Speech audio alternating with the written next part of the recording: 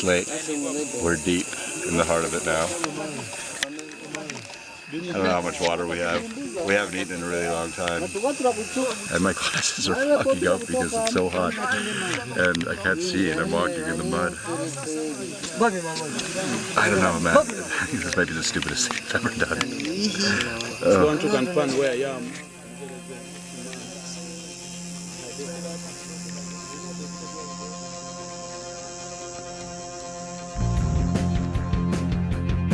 The Democratic Republic of Congo. It's one of the poorest countries in the world, and thanks to an insanely complicated mix of politics, armed conflict, and corruption, it's also one of the most underreported. It also happens to be home to a nondescript black rock known as coltan, a vital ingredient in the production of nearly every cell phone and computer on the planet. Without coltan, our technology-driven lives would come to a screeching halt. And Congo has 80% of the world's supply.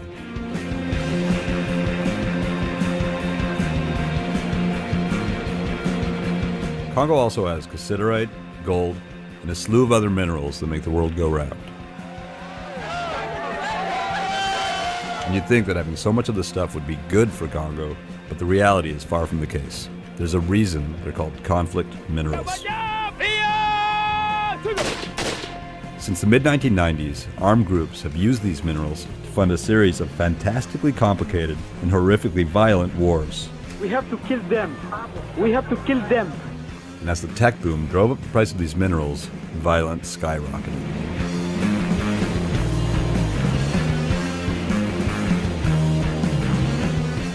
Slaves to technology that we are, we had to see for ourselves where these minerals were coming from and what these rebels were fighting for. So together with my cameraman Jake and producer Jason, we hopped on a plane and flew to Congo.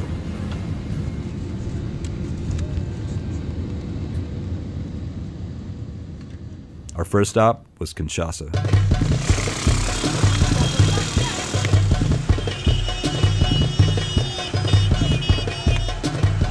To say that Congo's natural resources have been more of a curse than a blessing would be an understatement.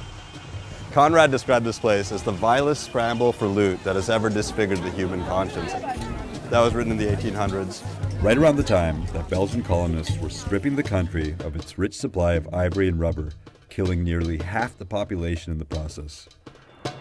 In the 1960s, it was the United States that was after Congo's cobalt for its Cold War fighter jets, leading to its support for a dictator who renamed the country Zaire and embezzled billions of dollars.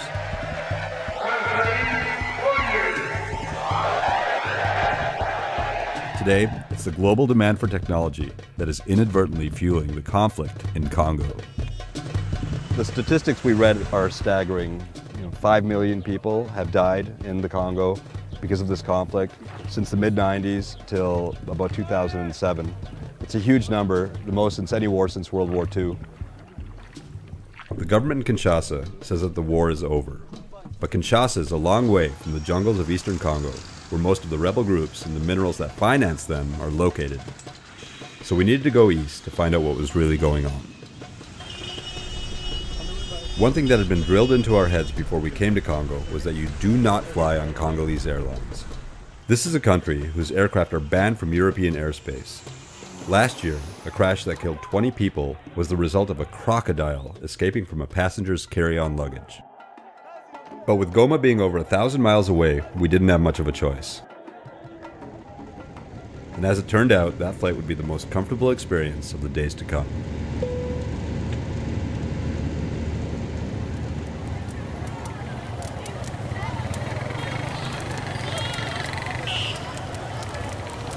One thing we've noticed since we came here is that there are fires burning everywhere in Congo.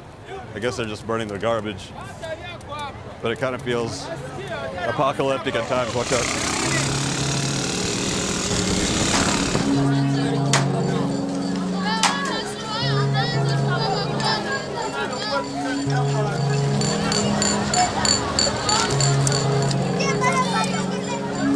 We're in Goma. It's in eastern Congo, right on the Rwandan border. This has been the epicenter of the conflict since about 1994, It's also the Center for Humanitarian Aid. There are 51 different international organizations based here. As you can see, there's UN guys everywhere around us. It's kind of chaotic. We're also pretty close to the mines where coltan is extracted from, and we're going to go check that out.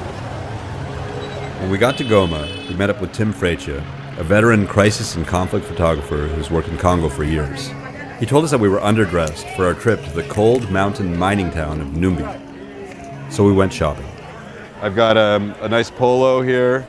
I got a Minnesota Golden Gophers hoodie. Jake got a great Carhartt, but I think this might be a strong look when I'm going to interview the militia. Some woo wear. The only problem is it pretty good? Yeah. Yeah, you like it? I like he likes it. We got our outfits.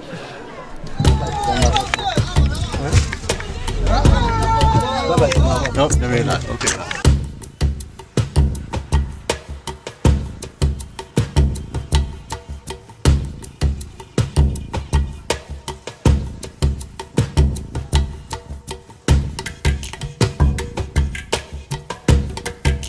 So we're going to visit the mines today, the Numbi mines. It's where they extract coltan from. And cassiterite and tourmaline and some other precious stones. This is Oreb. He's our new buddy. He's our new best friend. He knows everyone. He's a bit of a celebrity in these parts. Bonjour, je suis à Chimpi, une localité située à 10 km au nord de Matadi. He's got a TV show. What's your show called? MONUSCO Reality TV is the kind of Congo reality. Is it safe to say that you're a Congolese reality TV star? I'm a celebrity for many Congolese just because I tell them the stories which they don't know. They don't know. Yeah. I told stories about Congo.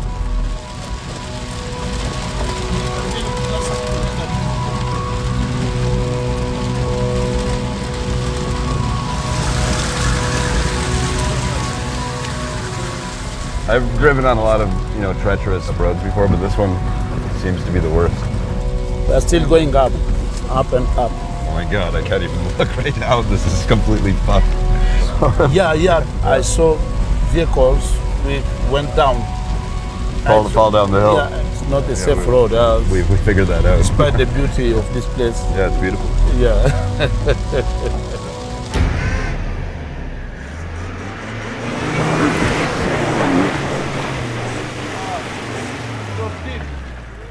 What if we all just push him out, straight out? Because nothing's working this way.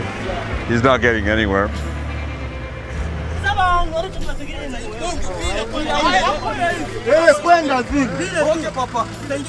So far. Like,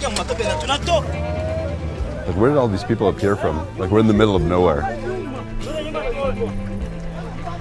I thought you were kidding when you said hiring local labor. They just conveniently had a shovel as well. Atatoka kuna unanon. Give mingi se Bible.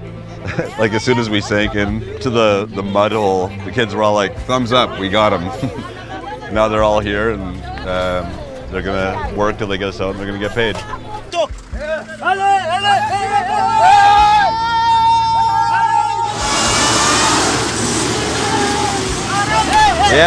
Yes. We finally got out, but before long, we got stuck again. And again. Walk? And again. Until one thing became very clear.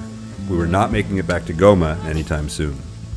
It looks like we're probably gonna end up sleeping at the mines tonight, which is a bit odd. Can't believe connecting two Land Cruisers with seatbelts. Oh, they're saying we have to hurry because it's gonna rain again soon, and if we don't get past this patch of red earth, we're gonna be stuck sleeping here.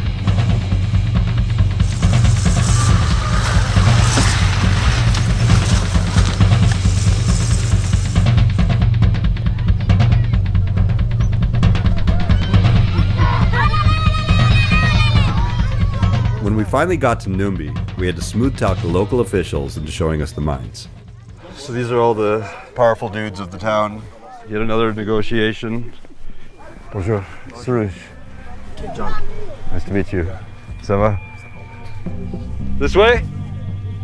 In what would become a running theme for the rest of our trip, the locals said the mines were just over there around the bend. And then we would get over there and around the bend, they were just over there and over the hill. Like a quick 2 kilometers.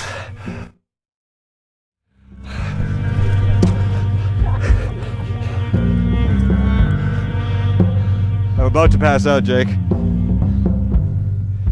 Hey Jake, how many people are working? None. Really? They've all gone home. We have to come back tomorrow. The mine had no miners. It was completely empty. The locals told us that this mine in particular is owned by a member of Congo Senate who lives in Kinshasa, and that his miners pull 15 kilos of coltan out of it every day. At $30 a kilo, that's about $13,000 a month. A lot of money in a country where most of the people survive on less than $1 a day. And while the senator gets the big rocks, the bottom feeders get by on what washes down the stream. So we got totally set up. Basically, when we pulled into town, basically we got totally set up. When we pulled into town, alarm bells went off, and they said, "Yeah, we'll show you a mine." And they took us on a trek far, far away from town to a mine where they sent advance someone ahead of us to clear everyone out because there were kids working in the mine. Then we got there, and they're like, "Oh yeah, everybody's just gone home for the day." And they actually fessed up to that, to our guy. So I'm still pissed off. It's gonna be an interesting night.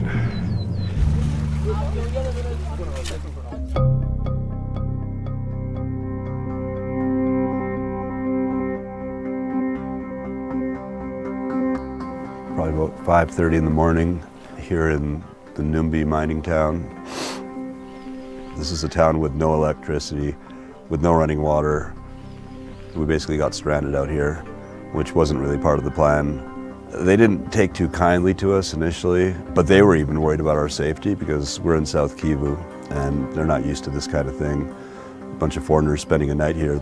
They gave us this little house to stay in. Then they offered us a couple soldiers to guard us all night long. You know, yesterday we experienced them trying to keep some secrets hidden. So today we have a plan. We're gonna break free. We're gonna go a couple kilometers and we're gonna set up and wait for the miners to show up so we can really see how these mines operate. This is the main street of the Numbi mining town. It's very muddy today after raining all night. It reeks of urine. Here's my breakfast, along with 2 Advils and some kind of mega antibiotic cure-all. When anything goes wrong in Africa. Reduces fever. Well, so much for getting a head start on everyone.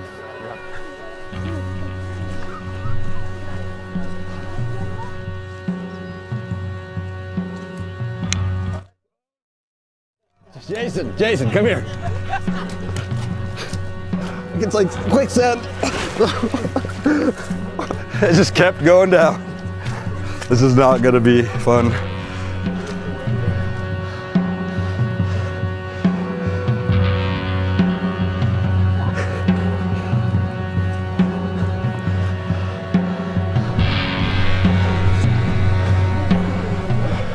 This is the main Numbi mine. Just got here.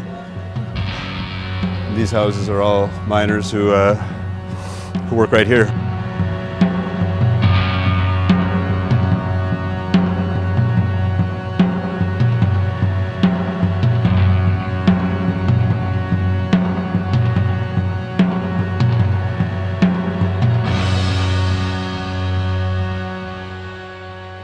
It took 2 days of trekking and looking. We're finally here in the heart of the mine.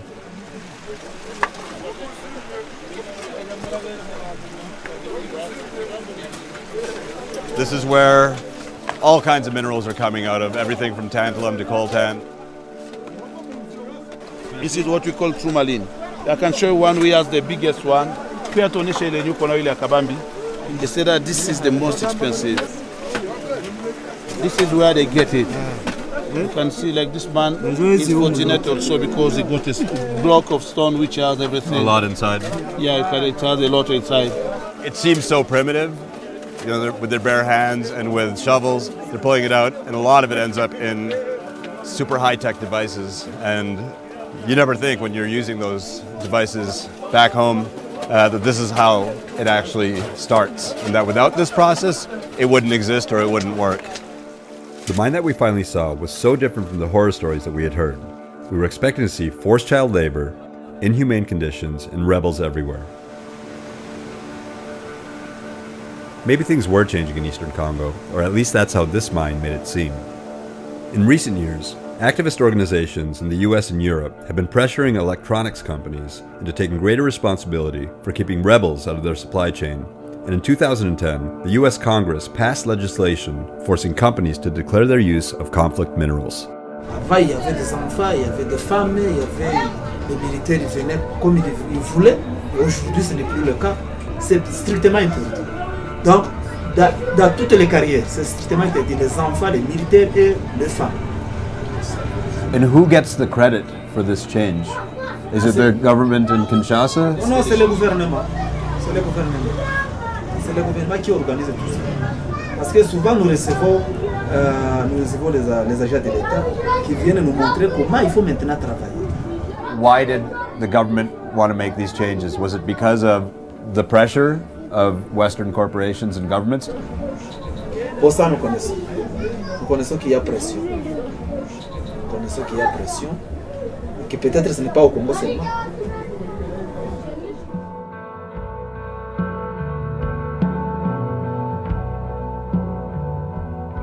Things seemed so peaceful that it was hard to imagine that there was ever a war here. Everything that we've been walking on during the Second Congolese War, this was just like a battlefield. The mine was an almost picture-perfect symbol of progress, but I couldn't help but wonder how long it would be before a bunch of guys showed up with guns and screwed it all up. That's the whole point with conflict minerals is it's in every businessman's interest to keep conflict going. There's no control, there's no Government. there's nobody watching whether or not our children are working.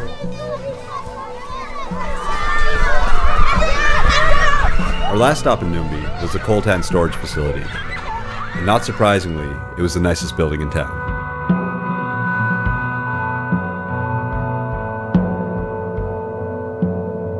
Corta, nai, corta, yote.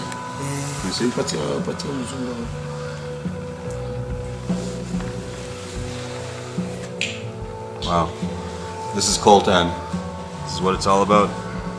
80% of the world's supply comes from here in Congo. Thank you, Congo, for providing this for us. Oh, that's castrate. Is it pure? Solid castrate? Ça c'est vraiment. And this is basically what tin ore comes from. Yeah, it's heavy. It's heavy. We struggled for 2 days to find the mines, and eventually we got there. And we are going back to Goma on motorcycles because the roads are so bad now and so dangerous that they're saying that a Land Cruiser almost fell off a cliff last night. We'd seen one of the mines where coltan comes from, and we're happy that the conditions there seem to be improving. But with so many armed groups operating in Eastern Congo, that could change in an instant. But where did all these rebels come from in the first place?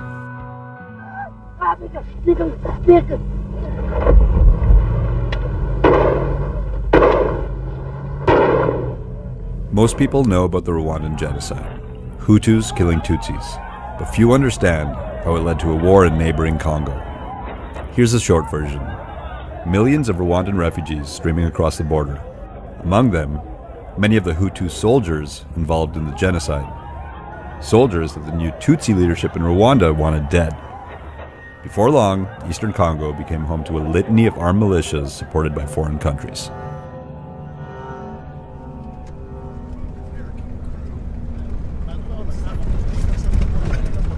We're on our way to meet the Mai Mai. They are a witch doctor militia and self-proclaimed protectors of Congolese soil. They are the most feared militia in the country. It is believed they have special powers. They can fly, they can disappear, and bullets pass through them like water. And we're gonna go camping with them. Most of the groups who've been using minerals to fuel their military operations have been from the countries surrounding Congo. The Mai Mai are a sort of patriotic response to this influx of foreigners, and they are the all too often overlooked link in the vicious circle that is conflict in Eastern Congo. As long as they're convinced that Congo is being corrupted by outsiders, they will keep fighting.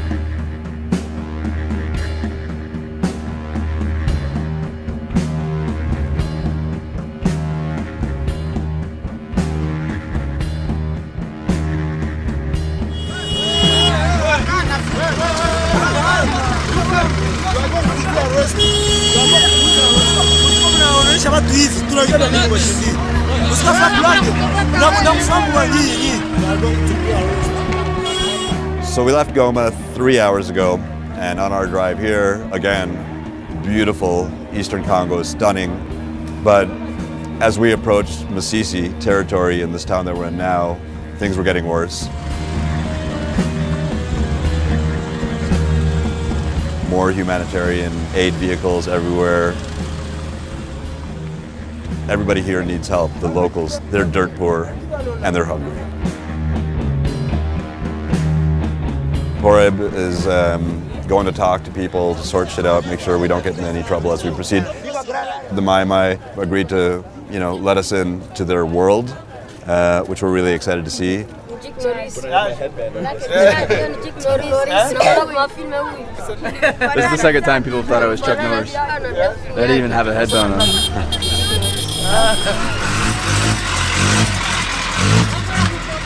So what's happening? We're waiting for the motorcycles? Now we are still bargaining about the price because the motorcycle going to that area is not easy. It's something like going to a war zone.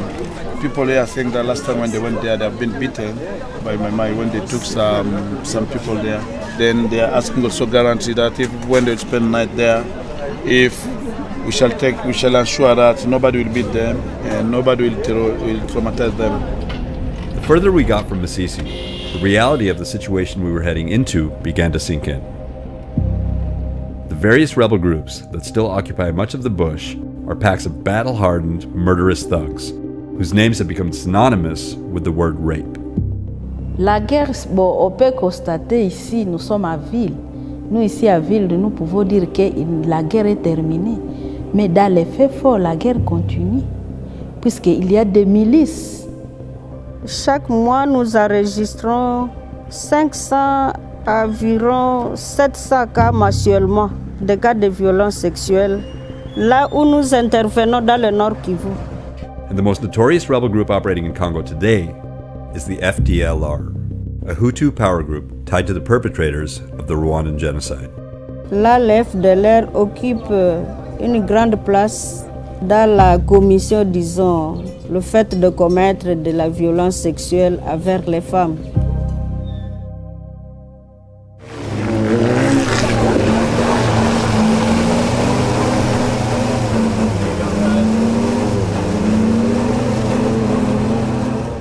So this is where the road ends. Now we wait for some motorcycles.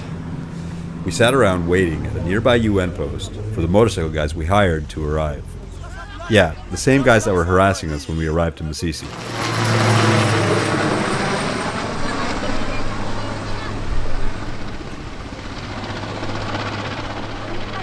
We got 6 kilometers from the point where the road ends for the car, and we're waiting for the motorcycles. Our motorcycles aren't coming, or they're not here yet. And this is the UN base in the area. We had to register with them, which kind of makes me a bit nervous. They say it's just a formality in case something happens. The Congolese government doesn't really have any jurisdiction where we're going. So you turn the phone on for 15 minutes. Only. Okay. That is only for you. In the evening and in the morning, 6 and 6. Only once. 15 minutes. In 24 hours. Okay, I understand. Thank you. Thank you. We are not using this one. Right. We have already said. Right. We are specially open for you. Okay. For 15 minutes. If you have some next, you can do. Okay, thank you. And then we were standing there and I just thought, Get a copy of we should just ask them if we can sleep here. Because I don't like the idea of if our motorcycle guys show up, we go 6 kilometers with them, and then it's going to get dark, it's going to rain, and we're going to be wandering through the Congolese jungle with, in the dark, trying to find the Mai Mai. Sounds a bit sketchy to me. Just as I was getting comfortable, the motorcycle guys arrived, and we were off, racing to get to the Mai Mai camp before dark.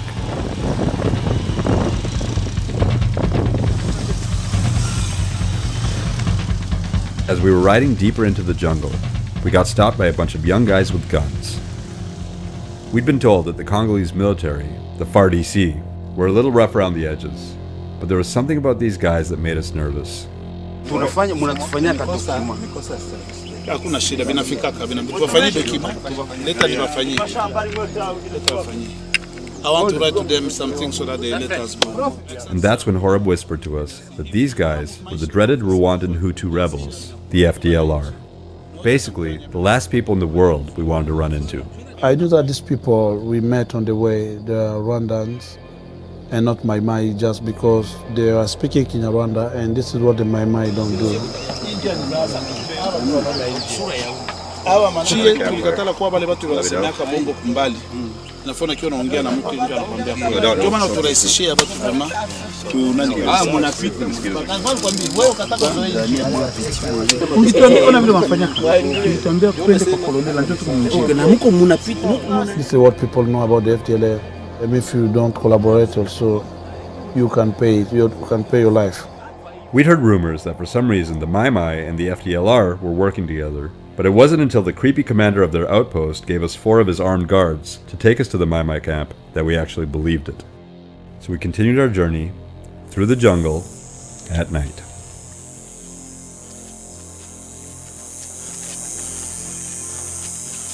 Can you see anything?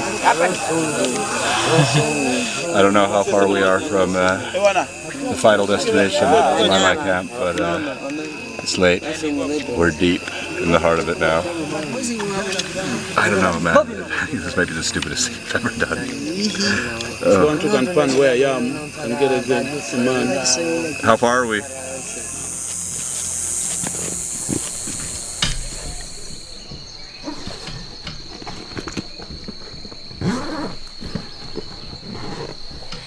We arrived here 14 hours after we left Goma this morning. The last 3 hours of which was walking through the jungle in the dark, which is a first for me. I'm not afraid to say it. I'm soft. Living in New York City, sitting at my desk 12 hours a day. I'm a professional emailer, just... I wanted to stay with the Indian UN guys because their place was great. Because I knew there's no way we were going to get there in 90 minutes. And I knew we were going to end up walking through a Congolese jungle at night. And it sucked, but we're here.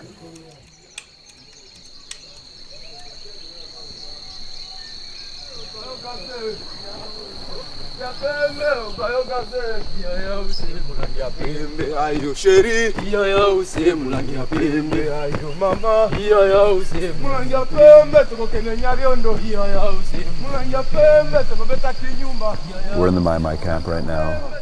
We are way off the grid, deep in the bush. We're so far out here that the UN jurisdiction ended, and then the Congolese government troops, the FARDC, their jurisdiction ended. We encountered some Rwandan rebels going through that area, and after that, it's just bush. But hopefully we're going to meet the general now. We want to interview him and get an understanding of why they're the most political and feared militia in this country. It would be great if we could see the special powers that they have. I want to see them turn themselves into animals. I think that'd be pretty cool. All right. I need ammonium.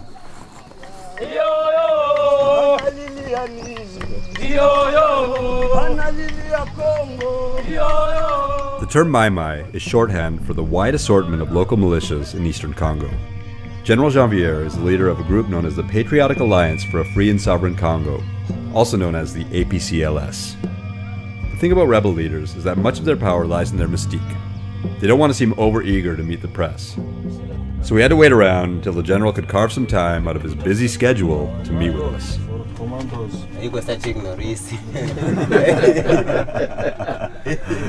In the meantime, we hung out with some of his soldiers.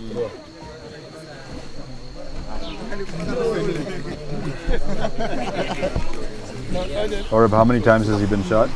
Ase ushapikiwa masasi sasa hivi mara ngapi? Mingi. On. Hizi zote ni masasi. Hizi zote ni masasi. Hizi zote. Naona zaidi kutaka. Who was he fighting when he was shot? Wale waadui yetu tu. Ndio bana. Mna kashu. Banyarwanda. Banyarwanda. Ba kwa Banyarwanda ba Hutu na ba Tutsi. Tutsi. When they say Tutsis, it's shorthand for the Rwandan government, who they blame for most of Congo's problems. Onyesha mkichwa tena inyo na mshangaza sana ya mkichwa. Ya mkichwa ndio mshangaza kwa mtu anza kula. Ai msitukoma ukufaka na hii. Siwezi. Ile ishakuwa chakula. Does he have a name, the dog? Bobby. Bobby. They said that Bobby has also battled, either contributed to many fighting. Really? But he looks so nice. He just winked at me.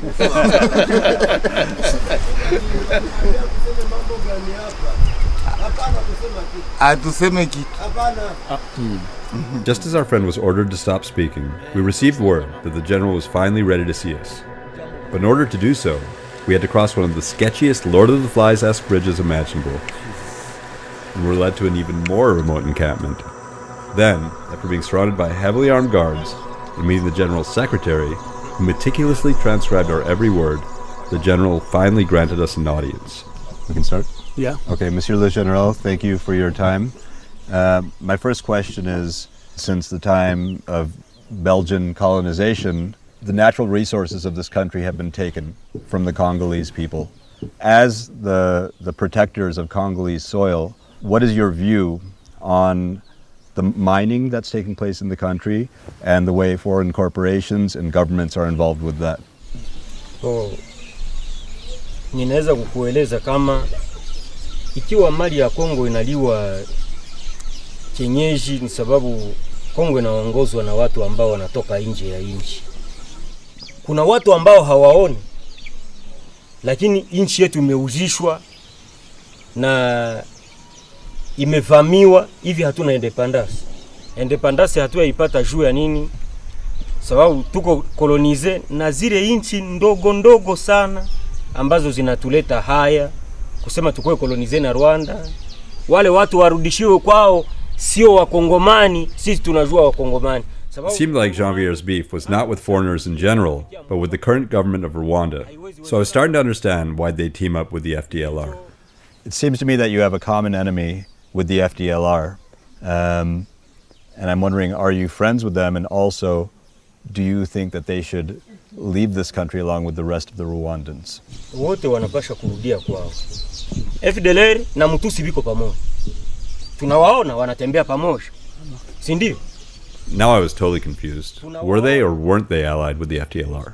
The UN group of experts report that you and your group have been working with FDLR, and it's very important for us to get clarity on this from you so we communicate this report correctly. Sisi hatutumike na FDLR. MONUSCO ilijua namna gani kama FDLR ndio inatusaidia. Unaona kama hakuna kitu ambacho wanafanya. Wapi ndio MONUSCO ilishafanya hata intervention, hata Goma. Munaona jinsi wanashikamata, hakuna kitu ambacho wanafanya. Wanakuwa ndani ya rupango tu hivi, wanasubiri mshahara. Bas, lakini kazi haiko. Even though I knew this was total bullshit, because it was the FDLR who escorted us to the Mai Mai camp, I didn't want to piss off our new friends, so I decided to change topics. Could you explain to me what some of these special powers are that the Mai Mai have? Sababu tuliwahi kukuwa na Oscar. Ni journaliste. Alitoka kule. Tuliishi naye hapa kwa Etat Major na naye alipima kufuatilia nguvu zetu nafanyaka, lakini Mungu alimuhima nazo sababu zaidi wazungu hawajue tena kama Mungu iko. I am a Mzunga, but I'm not white. And I believe in God. Ikiwezekana vile nasema anamuomba Mungu wakati tutakuwa tukiomba Mungu wetu wa wana wa Israeli, tunaweza kumuonesha yeye naye amuoneshe wazi kama siku ambayo watakuwa na shida Mungu atamujia amtoshe ndani ya ile shida, sababu nani yeye ndiye anatusaidia. Mungu yeye pekee ndio anatuletea kana. Na inakuwa nguvu kamili ya ajabu sana. So the general wouldn't show off his magical powers, but what he did insist on showing us were his prisoners. 2 FARDC soldiers they kidnapped 2 months ago while patrolling the area. This was a remarkably weird, unsettling, and heart of darkness moment. It seems that they're pretty healthy and haven't been abused or beaten. So why are you being nice to them? Ni Wakongomani. Hatuwezi kuwazuru, ni Wakongomani. Yale ni jeshi ya Kongo ya kesho, hatuwezi kuwafanya lolote. After the general served up his propaganda, he fed us a nice hot meal of Congolese rice and beans. It's the first meal we've had in a few days. We're about to trek through the jungle, this time in the middle of the afternoon, so I expect it'll be hot. It took us 14 hours to get here. Hopefully it won't take that long to get back. He was a nice guy, the general.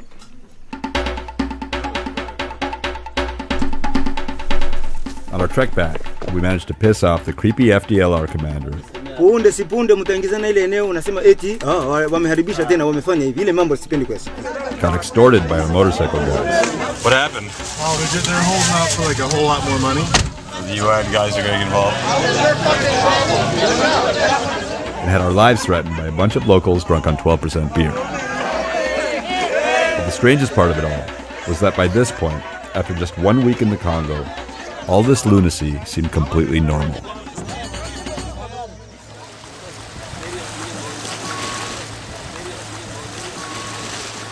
Leaving tomorrow, the trip has come to an end. It was good vibes. It was scary at times. We learned a lot. We had to work hard to get to the story, whether we were going to the mines in Numbi or whether we were trying to meet with General Jean-Pierre. It's an incredibly complicated situation in place. There are no easy answers, but how do I end that? There are no easy answers. It's easy to pin the country's problems on the past, on the legacy of brutality by Belgian colonialists, on kleptocratic rulers, the practices of Western corporations, or wars with neighboring nations. But that doesn't make any of them go away. If we demanded conflict-free electronics, maybe the rebel groups would simply melt away into the jungle. Or maybe it would lead to businesses avoiding coltan from Congo altogether, making one of the poorest countries in the world even poorer, which is kind of what seems to be happening. Congo is one of the most underreported stories in the world, and now we understand why. It's so insanely complicated that it's hard to know where to start. We did, however, see some signs of hope and progress, but it's a fragile progress, in a place where anyone with a gun and an agenda can basically have his own little kingdom. So until the government in Kinshasa takes control of its territory and ensures that its army is the only one operating in the jungle, Congo will continue to be a war zone. And instead of being a blessing, the minerals that fuel this conflict will continue to be a curse.